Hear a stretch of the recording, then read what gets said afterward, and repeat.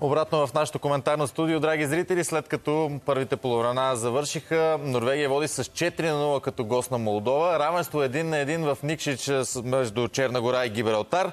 А пък има и една контрола, която ви показваме в пряко предаване, където Люксембург води в проверката с Швеция. В студиото сме с Георги Георгиев, който коментира сблъсъка на Норвегия. Той каза 3-0 краен резултат за норвежците, но още първото полувреме изостана някак в сметките, но огромна разлика в представянето между двата отбора и тя си проличава още от първите 5-6 минути на матча.